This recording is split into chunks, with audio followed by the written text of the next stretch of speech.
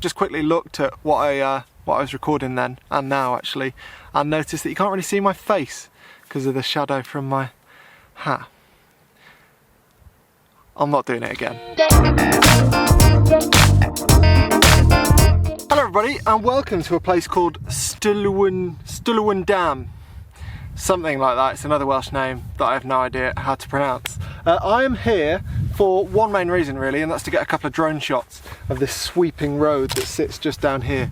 As you can probably tell though, the light isn't good yet, so until the light gets good, I thought I'd do a quick video about what's in my bag. I've put off doing this video for months and months and months now, primarily because well, I talk about gear in most of my videos, and so if you've watched more than a handful of my videos, you'll probably know 90% of what sits in this bag all the time. But that said, if you're watching this, then maybe you've proved me wrong and it was worth doing. So I mean, I've already decided it's worth doing, clearly.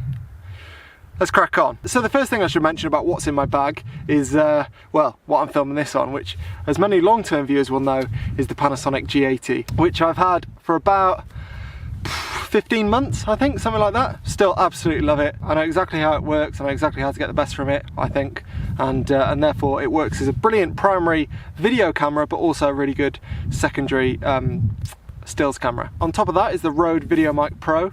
I switched to that maybe 9 months ago from the Videomic Go, and there was definitely a step up in quality, I think. I mean, I'm no audio nerd, but I think I could notice a difference in quality. Quite right too, given that it has to have a battery going in it, and that's caught me out a couple of times, either because I've not turned it on, or the battery's completely cut off halfway through recording a clip like this. So, I should probably just check that actually. Yeah, we got a green light, so you should be able to hear me. What is annoying though on that mic is that there is no warning if the battery's going to go, like if it gets to under 10%, which I think there should be, because I could be talking now and then all of a sudden you could just completely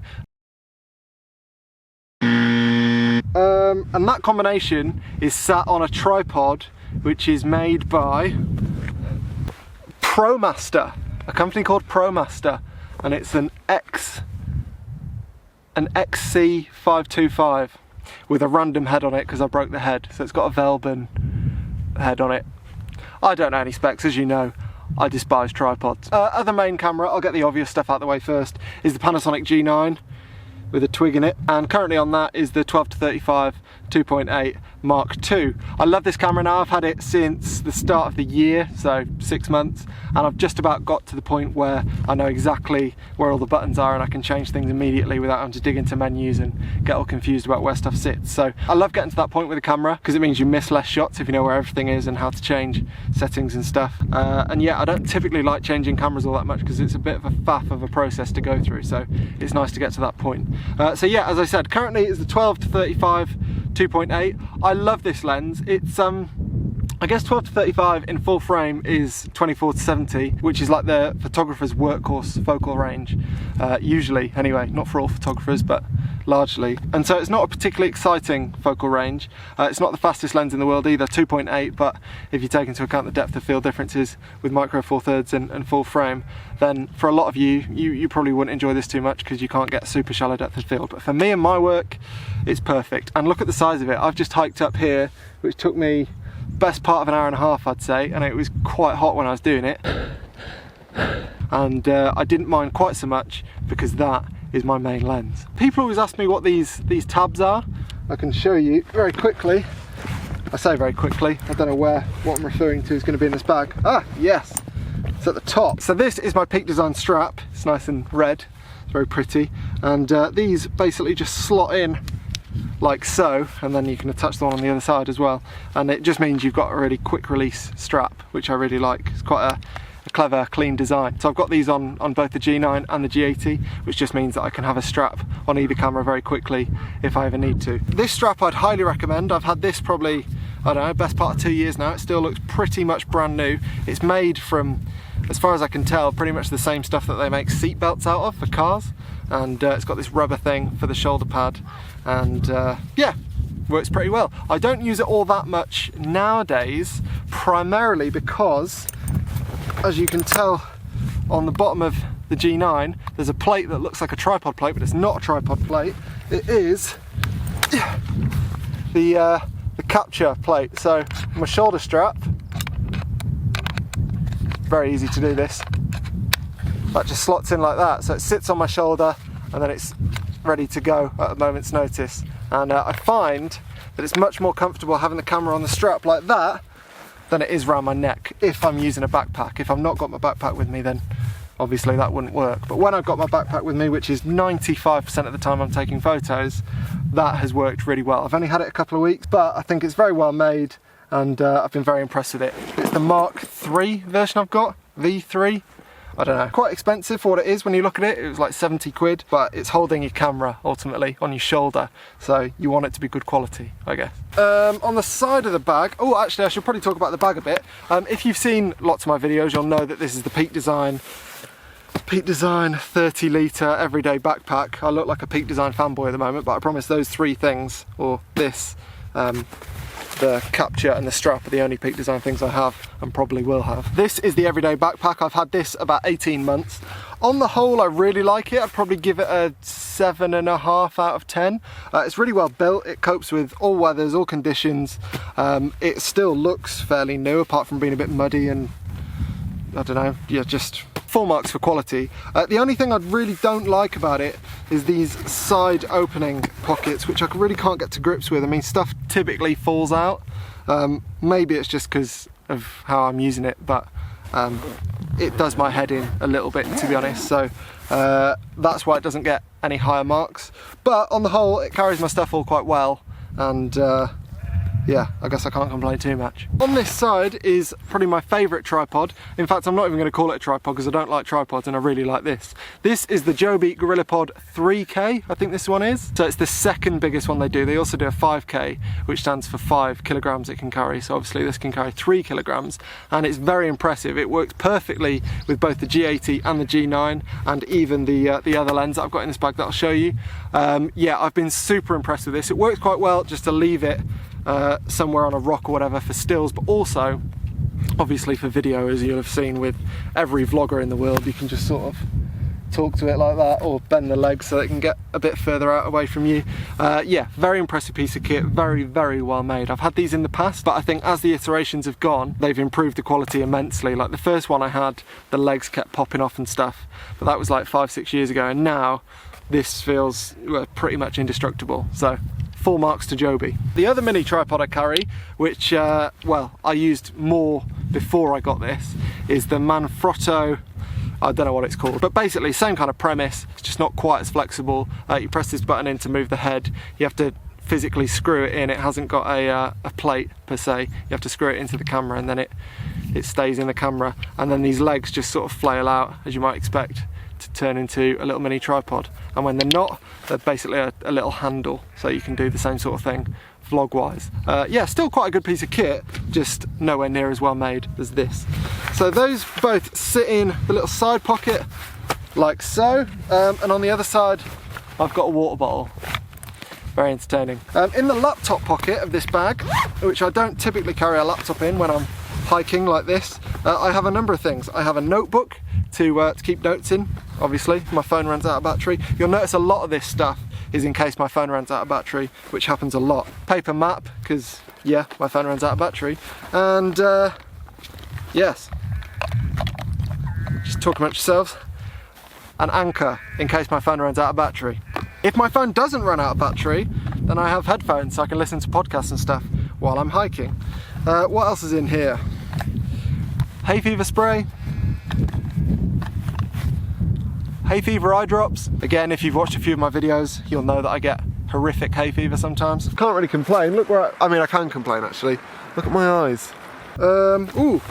Also, I've got a super lightweight jacket in here, which is, I wouldn't go as far as saying it's windproof or waterproof, but it helps a little bit, and it weighs about 3 grams. So that's the top pocket. Then in the main compartment, I have a spare drone battery. I've had the drone about 3 months now, still haven't got a case for my spare battery. In fact, actually, I did buy one about 2 weeks ago, still hasn't come yet. I think it's one of those items on Amazon that says it'll be there in 8 weeks or something, because they must make them to order. I don't know, there's only about 3 quid, so I've not paid too much attention to it. Look what turned up this morning. Well, not this morning, it's a Sunday. I just got back this morning and seen that it had been delivered. But I now have a case for my drone battery, which is really not that exciting. But since I was talking about it, I thought I'd mention that it had turned up. Also, I'm editing on a dinner tray type thing at the moment to stop my computer cooking my legs. So there's that. Back to the video. I have got a little sensor cleaner. Just a little tip when you use these, if you're changing lenses a lot, you'll have no choice but to buy one of these. They are brilliant for getting dust off your sensor. But what I would say is that when you use it, turn your camera off, because if your sensor's exposed and your camera's on, the electricity will attract dust onto the sensor. That's about as technical as I can get. I don't really understand how that works, but I've got first-hand experience of getting dust on my sensor because it's exposed when the camera's turned on. So turn the camera off, give it some of that, and your sensor should be nice and clean. I still have my Canon, I've forgotten what it's called, G9X that I took with me around New Zealand. I have this just in case, well, that camera runs out of batteries, even though I've got 4 or 5 batteries with me, or it just breaks. In case the G9 breaks, this is kind of a backup. And it does the job. It's actually pretty good for stills. It's not great for video now that I've had bigger cameras to film all my videos with. When I film with this, it just looks a bit tinny and rubbish. I am looking to get another camera of this size, but just better quality. I'm looking at the Sony RX100, whatever they're called, but the new ones are just so expensive. I just can't justify it for a tiny little pocket camera that's not weather sealed and stuff. Particularly when I'm out here, I need something that's rugged, and those Sony ones don't look particularly rugged. So I'm open to suggestions on tiny little cameras that I can carry around on my hip for little quick vlog shots, because that would be super useful. But for the time being, it's still that original G9X. I've also got my only prime lens, which is a 20mm 1.7 with me. I love this little lens. It's not the quickest, not the sharpest, but it's the first ever Micro Four Thirds lens that I had, and I love it just for low light stuff, or just for taking around as a walk around setup with either the G9 or the G80. Put it on, really low profile, really light, and yeah, a good focal length too, somewhere between 35 and 50 on a full frame camera, as you'd expect, because it's 20mm, so 40mm in full frame. And yeah, I quite like that focal length. Probably could have made this bag a bit neater for this video, to be honest, but there we go. I've also got some filters for that lens, little 46mm filter thread. So yeah, I've got a polarizer, a few NDs, and a UV, I think, in there, all by Gobe, so check them out. Good company. Goby, can't remember how you say it. I've also got this little pouch full of batteries for both the G80 and the G9. I've got 4 or 5 for each camera, so that should do me for long trips for a couple of nights when I go camping and stuff. So I don't typically worry about running out of batteries for the cameras. I do need to get a couple of other batteries for the Mavic Air, but I was waiting to see if another good drone comes out that's got slightly better specs than the Mavic Air, because I do this. I thought I'd buy the Mavic Air, wouldn't need anything else for a good while, and well, now I want an upgrade. So yeah, I'm waiting to see if there's a decent upgrade on the horizon before I invest in loads more batteries for the Mavic Air. But that's the other thing I need to think about maybe. What else have we got? Going into a side pocket now, I've obviously got the Mavic Air, which, I mean, it is just ridiculous. Everyone I show this to who hasn't seen one is just amazed at how tiny this little thing is. It is incredible, to be fair. Even as someone that's not owned a drone before, I can fully appreciate that that is ridiculous. And then the controller as well. That kind of sits, I can show you where that sits actually. So that sort of sits in this middle pocket right here, and then the G9 typically goes in here. What's in here at the moment, which also normally lives in there, is the 35-100 2.8, which is probably my favourite lens actually. I've just filmed a video about it, which will be out next. I don't know why I've done it that way around, but I'm thinking this will be the video that goes out first. In fact, that video wasn't about this lens, it was about these type of...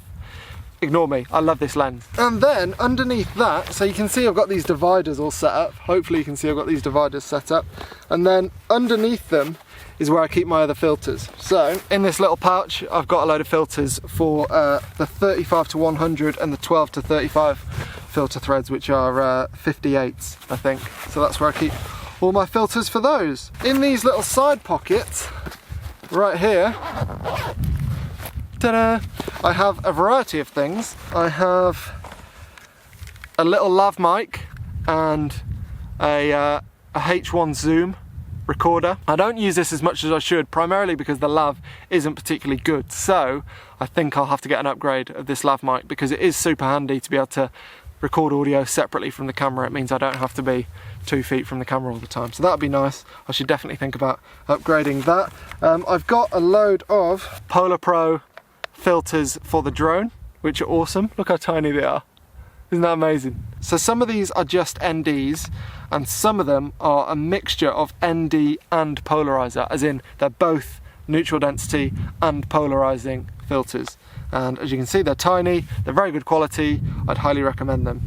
So yeah, they're pretty good. And then in the other side is just spare batteries for the mic, like I was telling you about, in case the mic cuts out, which could happen at any time. I haven't checked it for about 10 minutes, probably should. And finally, in this top compartment, there's like a little pocket in here. I don't know if you can see that.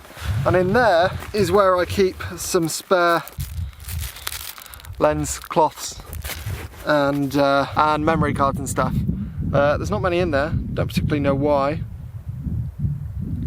Quick tip with memory cards actually, if you store them like this, if they're full, turn them around the other way so that you know when you open this and you need a new memory card quickly, you know not to pick up one that's the wrong way around because it's full. And that is pretty much that. So as you might have noticed, I either use this bag or I use the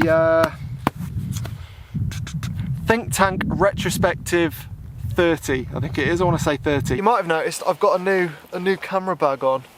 This is a Think Tank Retrospective 30, yes, the 30 in the sandstone. And that is a brilliant bag too. It's a shoulder bag. So typically I don't like to carry it if I'm walking all day because it's sitting on one shoulder and that's not particularly good for you. But for quicker trips, I much prefer it because it's much easier. I find it much easier anyway to get at other lenses and filters and all that kind of stuff. So yeah, I much prefer that if I'm just going shooting for a couple of hours. But if I'm out all day or I'm doing a big hike like I had to up here. Camera battery died. Didn't think to check that, I was too worried about the microphone one. Anyway, yeah, Retrospective 30, brilliant bag for shorter trips. Thank you very much for watching. I think I've miscalculated this. It looks like I've still got about 2 hours to wait until the light gets good. I don't know what I'm going to do with myself. The midges are everywhere now as well. I won't keep you though. Until next time. Thanks for watching. Oh, also, links to everything I've mentioned is down below in case you're interested.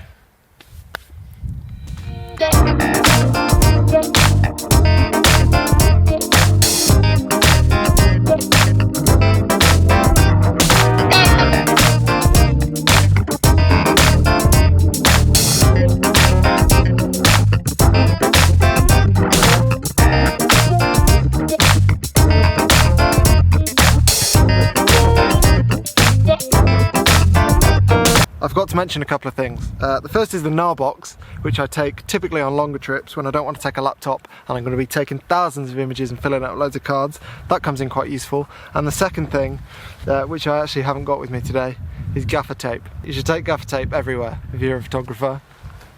It comes in handy a lot. And I've not got any in my bag. Idiot.